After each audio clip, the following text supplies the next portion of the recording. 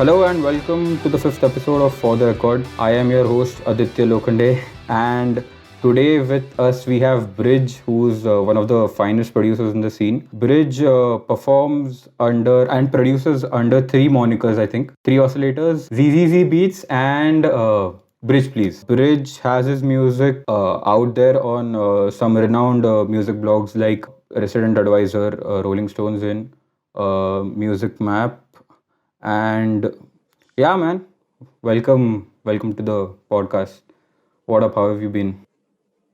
Thanks, man. Good to be here. I've been good. I think just trying to make music, trying to schedule my naps. I mean, they always go off schedule because I just end up napping the entire time. Trying to find a bunch of new movies to watch. Uh, just the usual, helping my parents out, just doing stuff in the house. And yeah, music is just on, I guess. Great, man. And so I was doing a little bit of research, and I came across an interview where I read that now you're doing music full time. Yeah, I am. I mean, it's been a. So I left my job in September. I used to do this. I used to write copy for mobile ads. Not exactly write copy. I used to do a lot of creative strategy for them. So there are these interactive mobile ads where you can move your phone and talk with the mic and all that. Lots of interactive ads basically. And I used to Hmm. strategize them for a company called M Canvas, Okay. and that was my day job until last September when I left. So it's been more than a year since I left my full time job to pursue this. So how is it going? Yeah, I mean, since the lockdown, like because of the lockdown, we don't have anything happening, to be honest. So how are you coping with that? but I mean, honestly, saying that there's nothing happening is being a little pessimistic because despite the lockdown, people have been doing a lot of things. I mean, so have you heard of Gently Altered? Yeah, yeah, yeah. Yeah, Gently Altered, the artist management and label. They started this thing called Alter TV, and actually before that they hosted this show on invite from another producer called VK Narman. He did a sort of a festival called Souk Online, SOUQ, Hmm. where it's hosted on this website called Shotgun.live.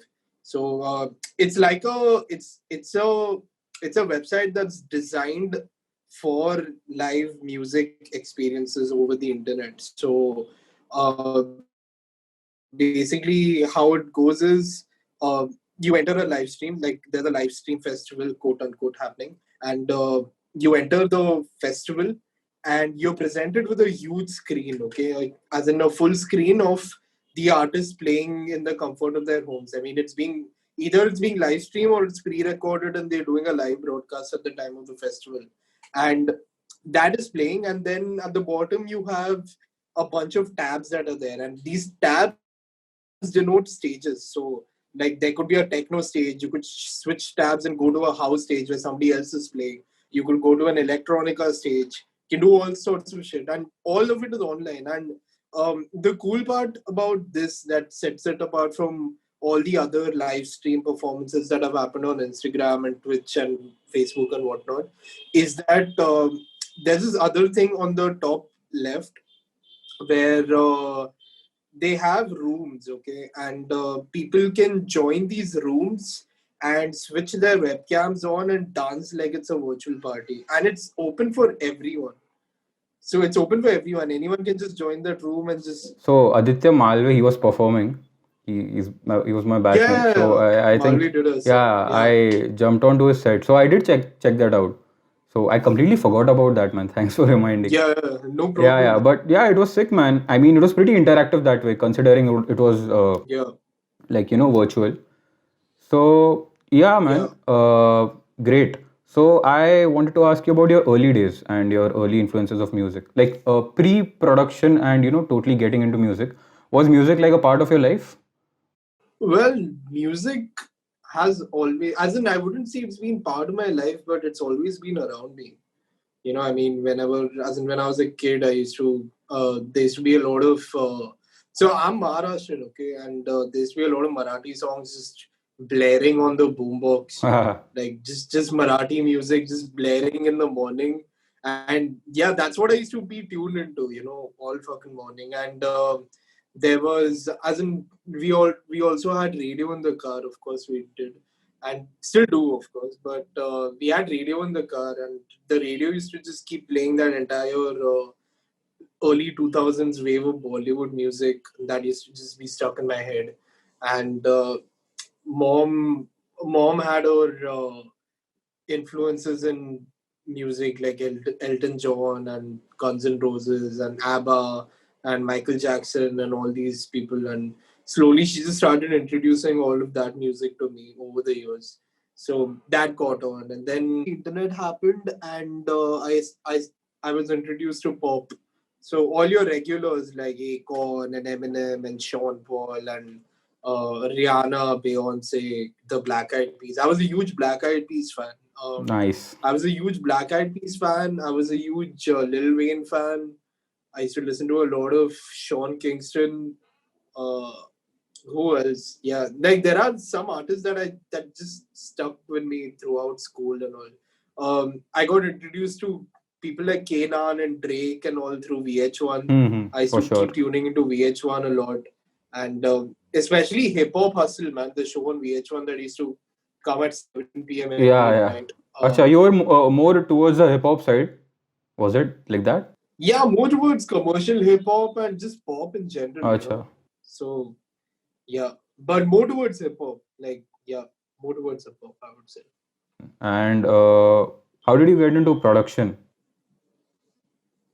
So uh, as in we had dance in school, right, as a subject, and this teacher who used to teach us dance Mm-hmm. also was a part-time singer. He had a studio at his house and all that shit. So anyway, I mean, right before school ended, he gave me this CD full of software, and there was everything, man. There was Sony Acid, Sony Vegas, Soundforge, I think there was Virtual DJ. I'm not sure. I don't think there was. But I mean, aside from all that, there was Fruity Loops 3. Now, this was back in 2011, okay? Mm-hmm. And in 2011, FL already was on its ninth version, or maybe 10th, I'm not sure. But for some reason, there was Fruity Loops 3, okay? And I had no fucking idea what that was, okay? I just saw it and I was like, okay, cool, let's fuck around with this. So I put it on my PC. As in the first few months was just me drawing shit, and there was a lot of. As in, it looked like candy, man. All the entire pattern, Yeah, yeah, the yeah. playlist view that you have, instead of those big clips that you have right now, they look like little boxes that you would find on DX Ball or something. Look like candy, Yeah. and you could just draw all that, and it was fun, man. I mean, eventually I figured out what to do with it because the pattern view on FL is pretty straightforward. You Mm-hmm. just fill up boxes, you hit play, and something plays, right? So that way I figured it out, and I figured out Fruity Loops 3. So about 7 or 8 months later, I thought, cool, might as well search for something that's similar to this. And Mm-hmm. I just searched for Fruity Loops, okay? And then by that time, I came to know that they had changed their name to FL Studio and they were on their 10th version right now. So my natural reaction was to download FL10 and check it out.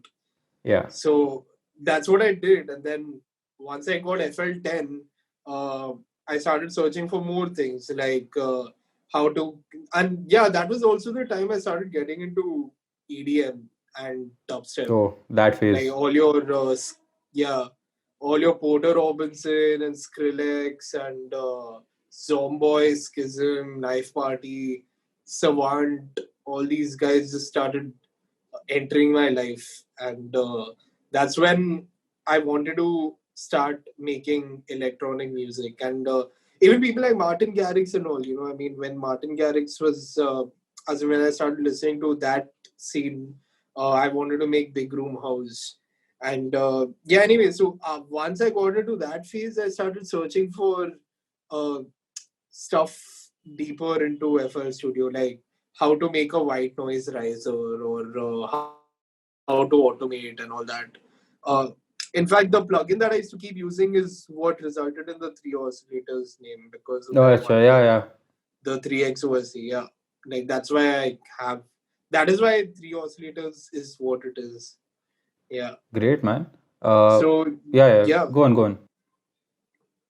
No, then after that FL10 became FL11, and then started getting more and more into it. I started making trash music, like all the music were trash, and by that time my music tastes upgraded. As in, not I wouldn't say upgraded, changed. I mean, Mm-hmm. because music is subjective. You Yeah, can't really call listening to electronica over EDM an true, upgrade. true, It's just true. a different form of music.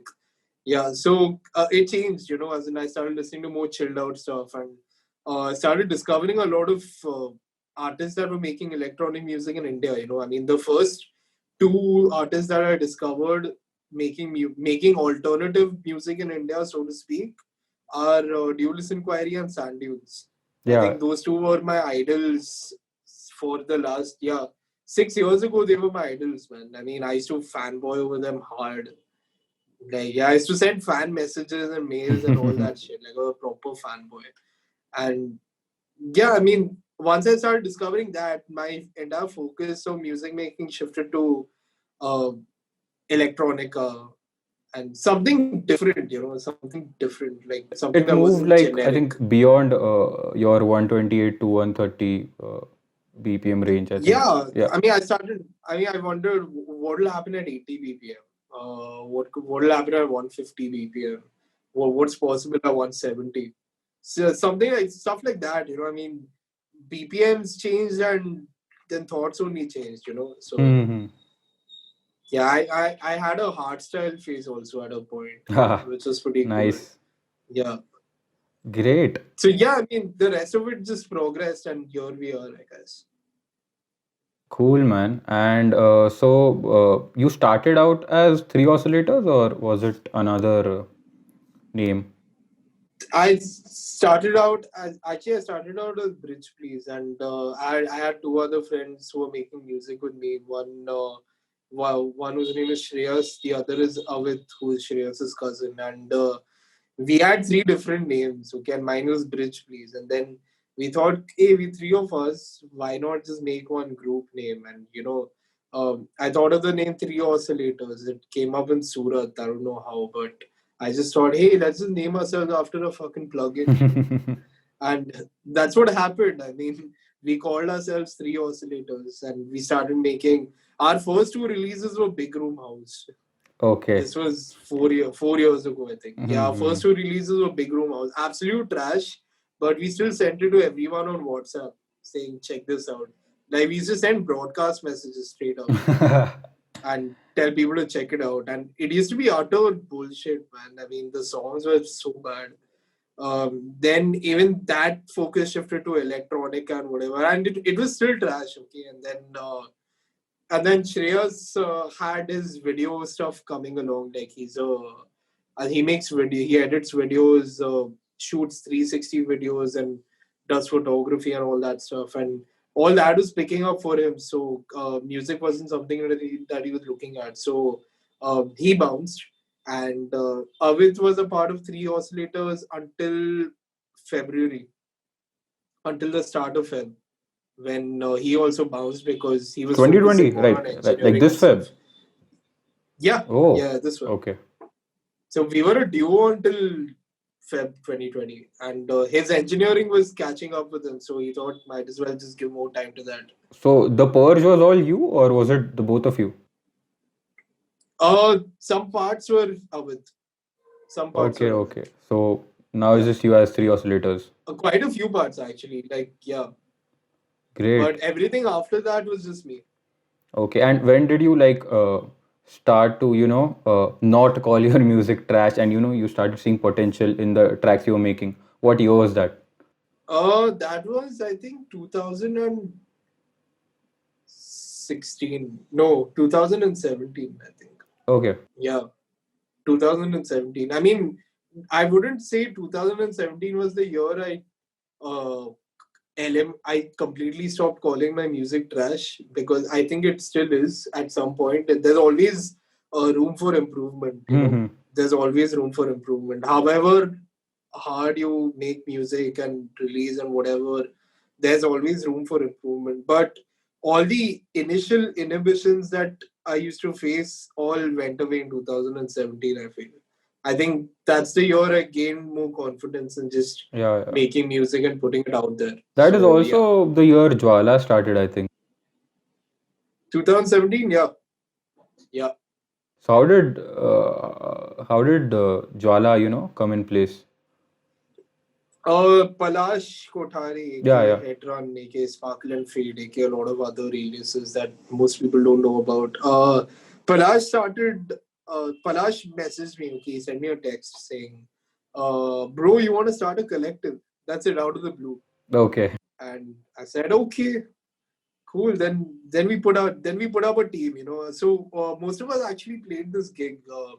About six of us, six of the seven founding members of Jwala Mm-hmm. played this reproduce gig in Bandra, Mm-hmm. and we were all on the lineup. Wow. Okay, and we didn't know we were going to be a collective or whatever. We were just all on the lineup, and we just, as in that gig, we just vibed with each other's music so much that Palash and I decided, cool, let's just call all of these people, see if they're down for, you know, being in a collective of sorts. And we made a WhatsApp group, and no, we made a Facebook group first, and Okay. then the conversation shifted to WhatsApp. And yeah, the conversation was just bubbling, man. We never really had a plan. We just thought, hey, cool, what can we do together? What can we do together as a collective with all our reach and what music combined and all. And we thought, let's just give uh, bedroom producers, quote unquote, bedroom producers, a space to show their music and give them a platform to showcase their work. Because we were getting pretty sick of seeing the same names on gig posters and releases and all. Yeah, we were pretty sick of that shit. We didn't want. I mean, I won't name anyone, but we didn't want this name playing at antisocial every Friday night, or this other name playing at Blue Frog every Wednesday night or whatever. As good as a resident DJ. Yeah, as good as a resident DJ. I mean, it was like the scene was the resident club, and there were a bunch of resident DJs that just circulated within that little circle joke. So we wanted to break that. We just wanted to break it, eliminate it, and we thought, yeah, I mean, how can we do this? And then we thought, hey, you know what? Let's just put out a compilation. And a compilation, just a group, just a bunch of music uh, from some artists who've been making other music and some artists who haven't been getting the limelight they deserve. So the first release was just us, like all the original members, plus Pulpy Shilpi from Pune. So I think there were 8 tracks, I think, or seven. I don't remember. But yeah, that first compilation was nuts, man, because we had a visual identity thanks to Nikunj, who is a part of Jwala, Hmm. who also goes by the name Mobius. Yeah. I mean, he designed everything, including the logo, and he gave us a track. I mean, despite all the work that he had, which was awesome. And even Veer, aka Charms, Hmm. even he contributed to some visual aspects of the other compilations. And he also kept giving tracks from time to time, which was awesome. And yeah, everyone just chipped in some or the other manner, which is why the collective worked for so many months. Hmm. In fact, a year, more than a year actually. I think we turned 3 this year. Hmm. Hmm. Hmm. Hmm. Yeah, Jwala's 3 years old now. Yeah, yeah. No, I was about to talk about the visual aspects of Jwala because every Yeah, artwork was so different, fresh, and on point. Because a collective of bedroom producers, putting out such quality stuff was actually a big deal.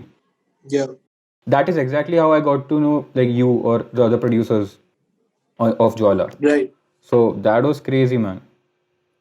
I mean, I made a, as in, we realized that we made a mistake calling ourselves and everyone else bedroom producers because that term has just had a negative connotation to it, over the years. Because Okay. you visualize a bedroom, as in, you say that someone's a bedroom producers, and what do you picture? As in, there's somebody who's on his bed with one laptop and headphones and boxers and all, just trying to make something on FL Studio. That's the picture you get. Okay, and see, what is bedroom producer? It's just you making music in your bedroom. It's just one insignificant room where you're making art. Yeah. But those two terms come together have just created this little negative connotation because the moment you say that someone's a bedroom producer, you think that he or she's not a professional. Yeah. So yeah, I mean, we kept calling ourselves self-taught internet-raised bedroom producers, but the new, as in give from throughout, as in throughout the recent months, we've started to stay away from that term and just eliminate that term for good because whether whatever room you make music in, whether it's a big shot studio or some kitchen or some bedroom or whatever, I mean, at the end, it's the music that people are listening to, and doesn't matter where you're making that music from. Nobody should stereotype somebody on the basis of where they're making their music, Hmm. right? Fair, fair, fair, So fair. yeah, yeah. So I went a little off topic, but coming to the visuals, yeah, I mean, Nikunj is super amazing at what he does. Like, he's excellent. He's done visuals for some of the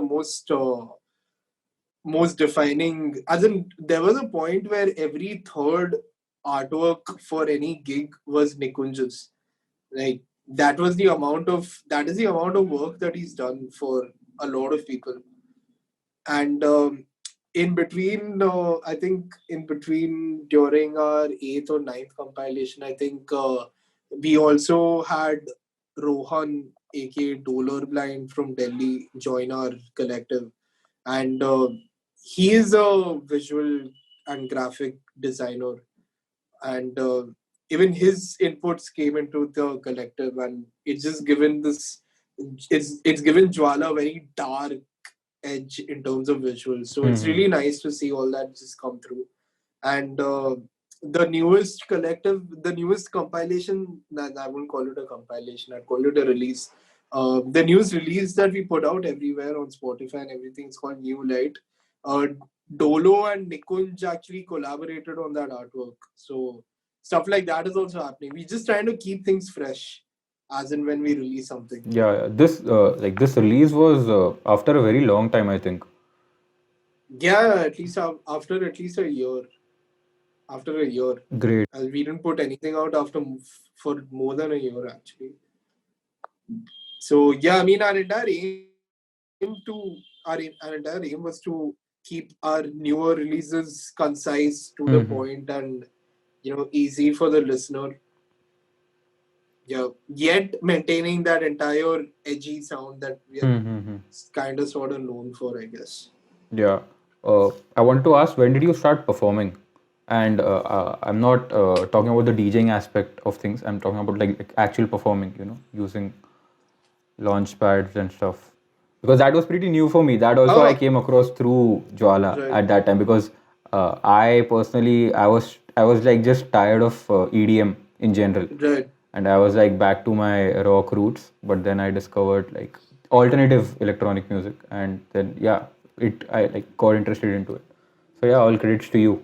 No, it's cool, man. I mean, the first official gig that I was supposed to do was going to be a DJ set, but that got canned. This was in January 2017, I think. Hmm. I'm not sure.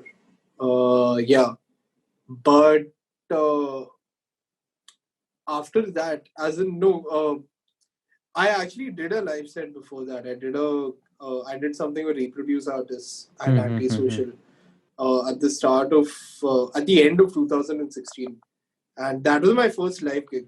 Hmm. Rana from Reproduce gave Yeah. me my first live gigs in general, and since then I've played live everywhere. The first few live gigs I did were all reproduced, and then I slowly started playing antisocial and all the places that people usually play at.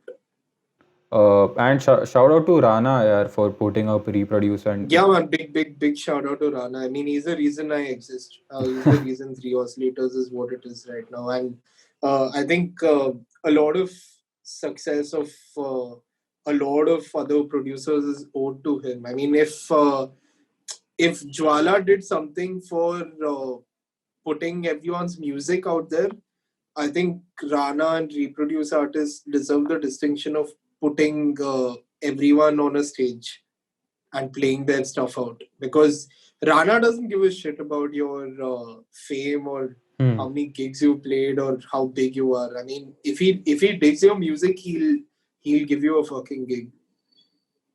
That's the mindset he had, and it's worked wonderfully for a lot of people. And in fact, Jwala started because of Reproduce. So I mean, thanks to him, the collective exists, and we gained that sort of confidence. So yeah, in fact, when I played Magnetic Fields, which was my first time ever there, even as a visitor, uh, it was at the Reproduce stage. It was at the Peacock Club. It was a lineup that Rana uh, curated, wow. which was pretty awesome. I mean, Magnetic Fields never had any punk rock, or it never had any noise gig, but Rana made that happen, and Wild City, the people behind Magnetic Fields gave him the opportunity. So yeah, plus he has a Netflix feature of his own, which is a huge deal. So that's pretty awesome. I mean, Yeah, man. That's I did check out that episode, and for like our listeners, do check out the Netflix episode. I forgot the name, but I'll put the link in the bio. yeah, the Creative Indians. Yeah, Creative Indians. Yeah. Yeah. So, as a producer, I'm sure you face a lot of creative blocks. Yeah, I'm facing one right Oh, now okay. Okay. Oh, for the so last 2 weeks. Yeah, then this is perfect, man. So, how are you dealing with it? yeah. I so as you may know, I also stream on Twitch. Yeah, yeah, Uh, yeah. Every Friday I do this thing where it's like a huge listening party. I call it Friday Fire. It's a huge listening party where people send in their music and I listen to them and react or give feedback or whatever. And it's become a thing. I mean, I've done 10 of them now, which is a yeah, big yeah. I number. think you started with streaming. Yeah, yeah, you started with that. And this Friday, I think last Friday, you had the 1 hour challenge, I think, the sample challenge.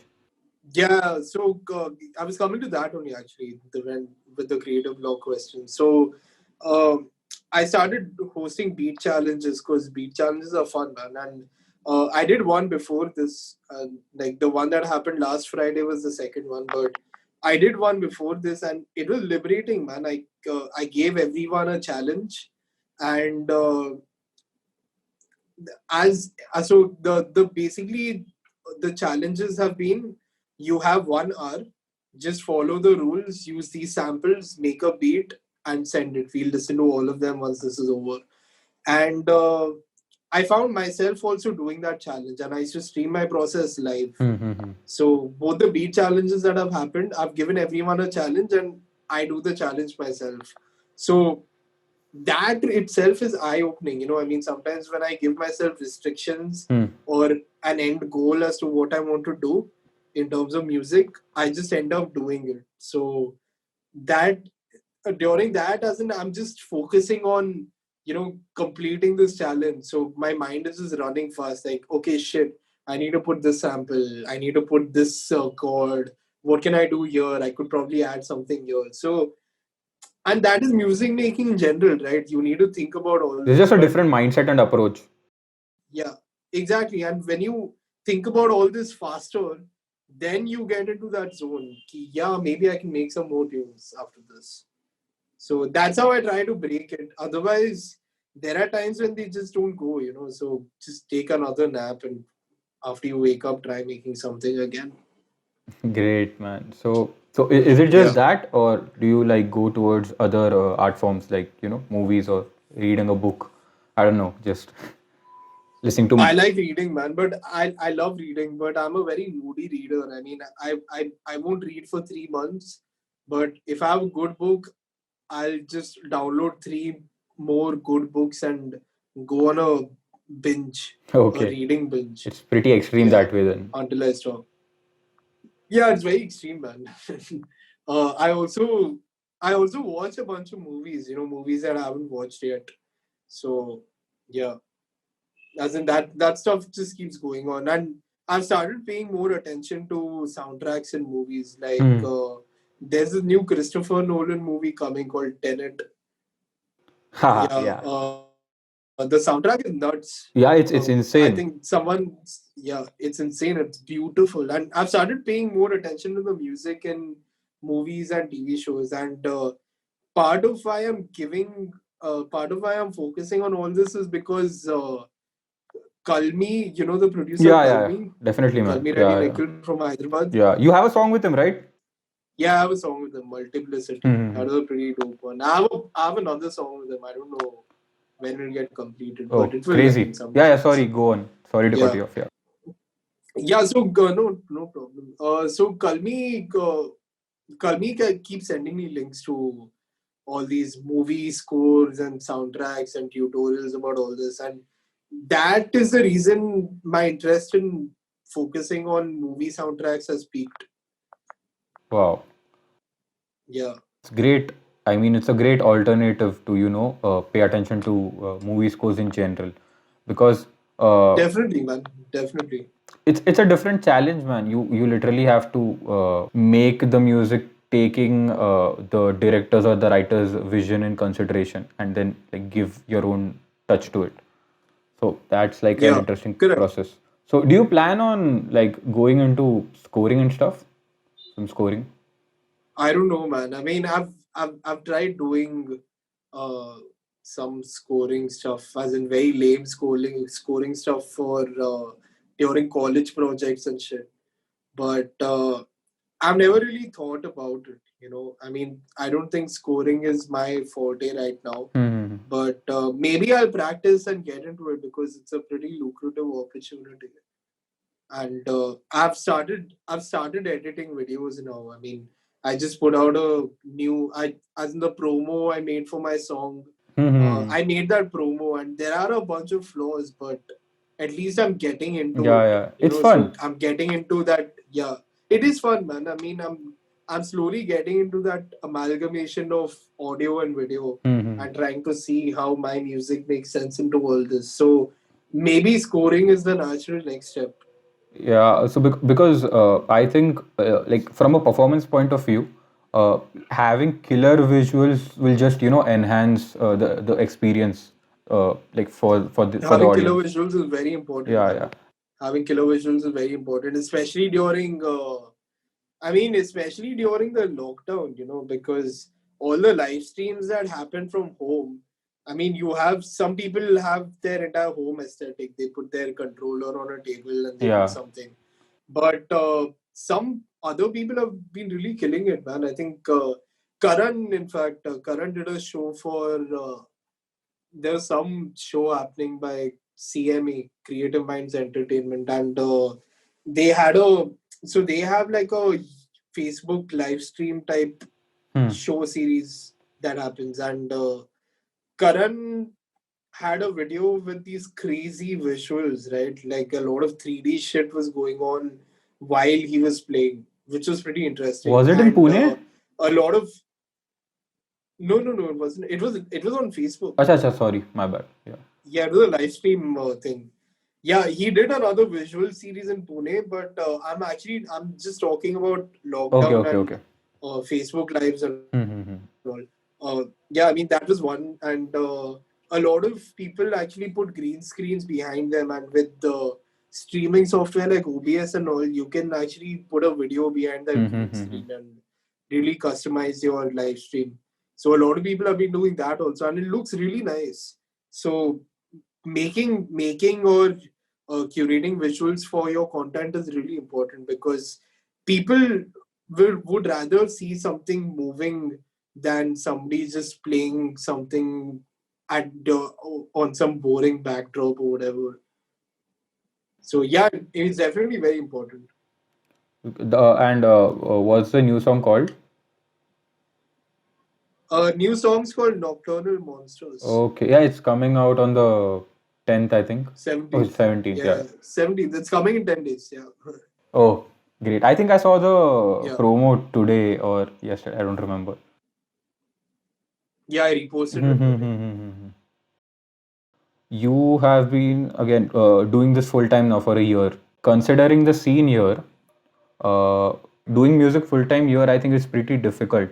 It is. So, what was your mindset back then, and how did you, just go about it?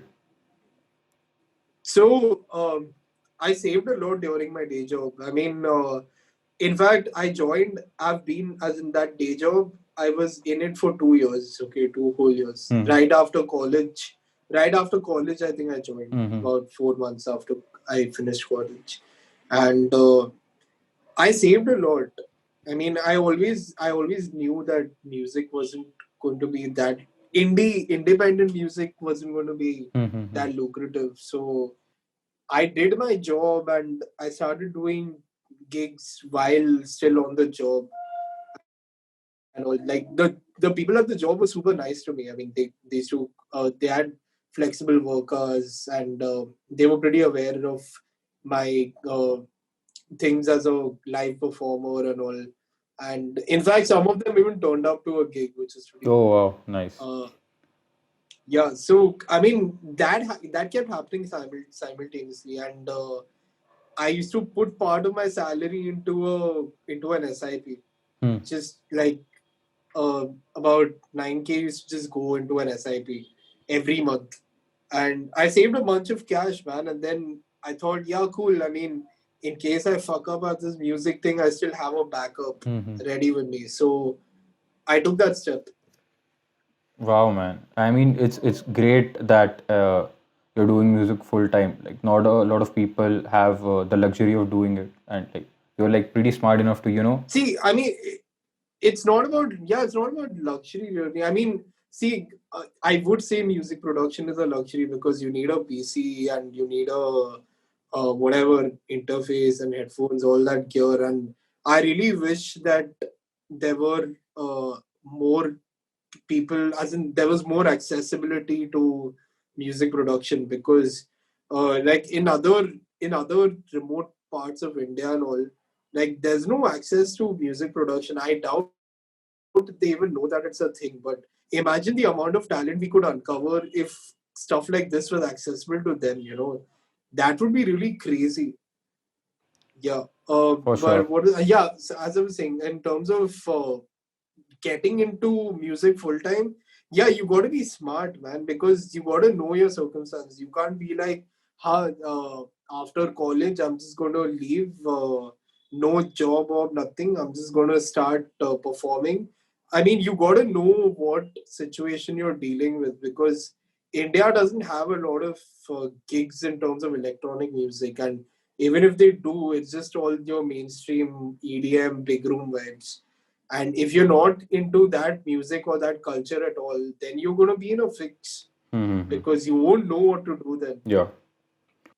Yeah, so you really got to play it smart. There's no option but to play it smart, I would say. You have been doing this for like 3-4 years now, around 3-4 years. So Yeah, easily. yeah, Easily. Yeah. so you've been there like for a while now in the scene. So how has the scene evolved? Ah, I'm the wrong person to ask this I mean, question, man. just I from mean, your I point of view, I man. don't. Yeah. Yeah, from my point of view, I think there are a lot more musicians that whose names I keep hearing of now. It's not the same. It's not the same 5 6 names popping up on my timeline, and not the same people who are pushed by management and whatever. Like there are a lot of artists that aren't signed and are still getting the limelight that they deserve. So that's a welcome change. All their music is getting equal attention. Say, as in somebody like, as in I don't know if I should take names, but somebody who's been making music for, say, 7 8 months is on the same pedestal as somebody like Peter Cat Recording Company or Hmm. Pratik Wad or whatever, which is awesome, man. I mean, everyone should get that kind of recognition if their music is amazing. So that has changed. I mean, that as in that's a very welcome development. That's nice to hear, actually.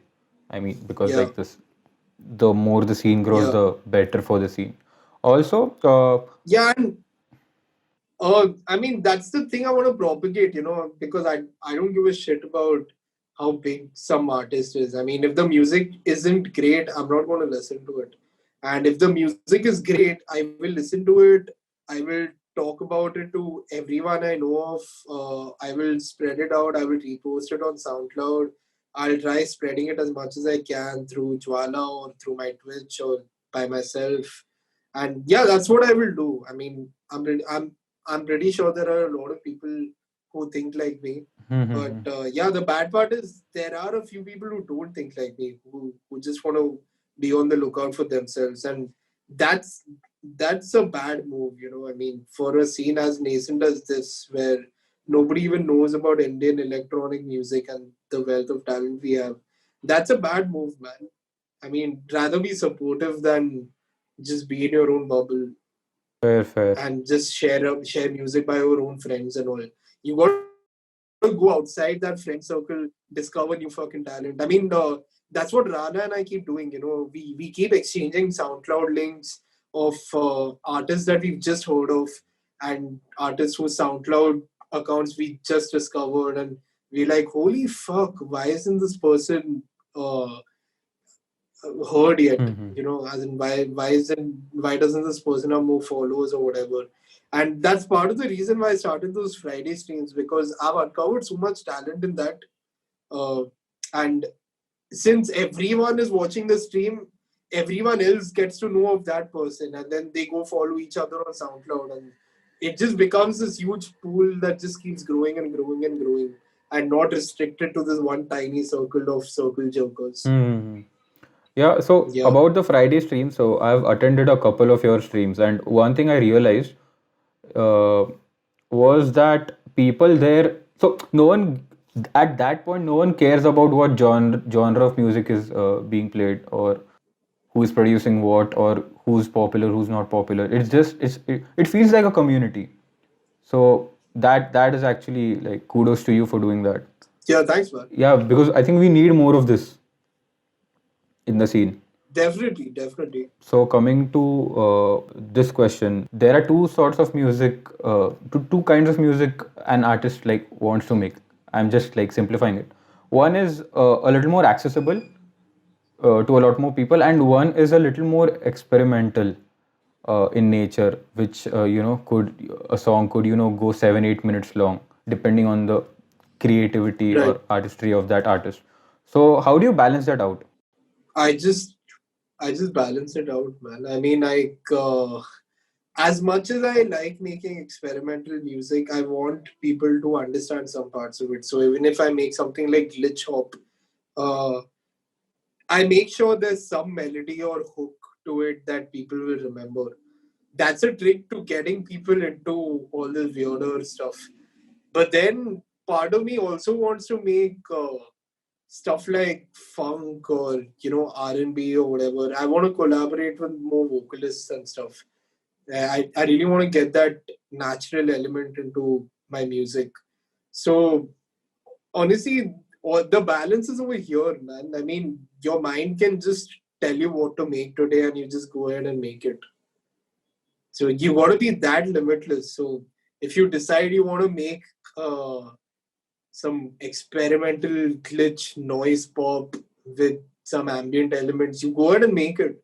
If your mind tells you to make something like Daft Punk or Daft Punk but halftime and uh, a very vibey setting and add a vocalist to it, you just go ahead and make it, man. I mean, you give yourself prompts and you go ahead and you fire it up on your door. So yeah, I mean, you can make whatever the fuck you want, and if you don't if you don't really care much about reaching more fans and all, then that's the point that you're truly free, you know. Absolutely. Yeah, I'm just fortunate and happy that people are listening to my music. But at the end of the day, if I have this gut feel that this isn't the music I want to make, then I won't make that music. I'm not going to pander to Hmm. tastes and make that music zabardasti, you know. Yeah, yeah. Fair, man. Yeah.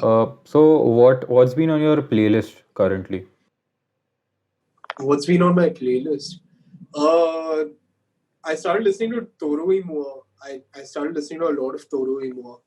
He's a great producer, singer, whatever. Hmm. And I found this other artist recently called Elsa Hewitt. She put out a she put out an album on this label called Lobster Theremin. It's this UK based label that is into alternate dance music. Pretty cool. She put out this electronic album on it. Very nice. Hmm. And what else is on my playlist? Nothing else that comes to mind. You know, I mean, I keep tuning into all these newer Indian releases that have been coming up, and yeah, like nothing sticks to my mind, but everything that Palash puts out, in fact, Hmm. Palash's music has been stuck in my head. Uh, Whatever Karan puts out, his music has been stuck in my head.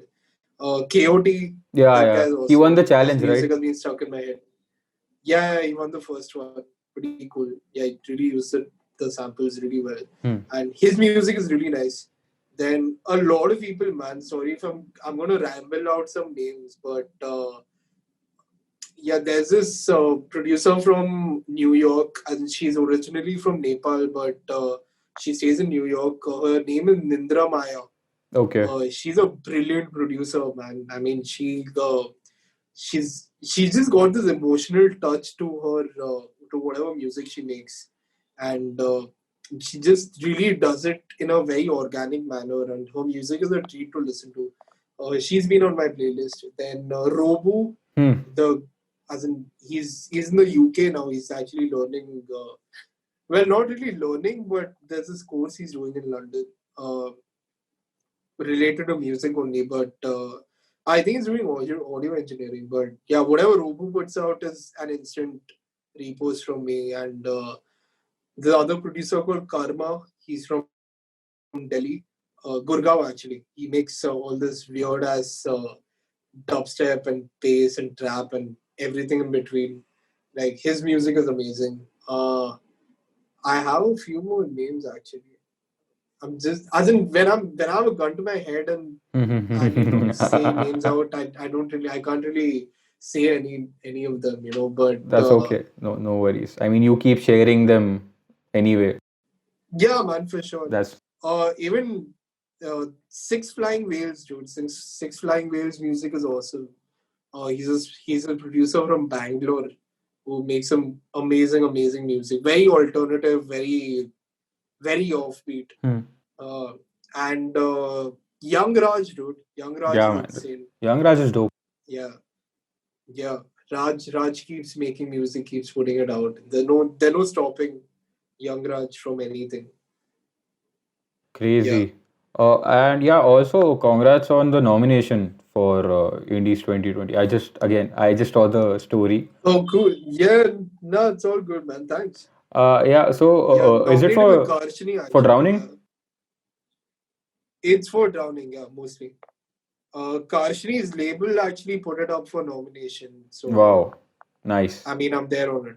So which is awesome. Cool.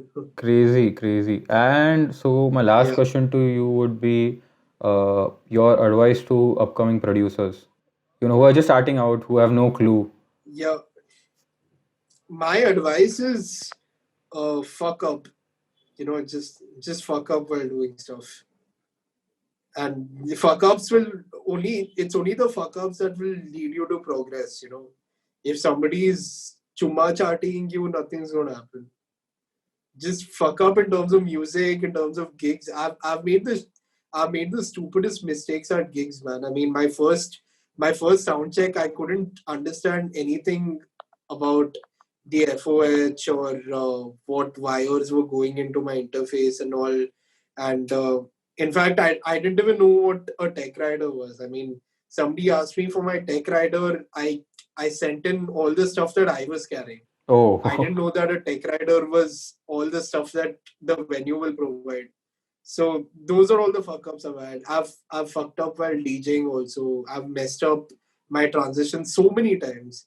And even during live sets, I've played the wrong stem and everything's just gone haywire, and I've just I've had to go reset mode.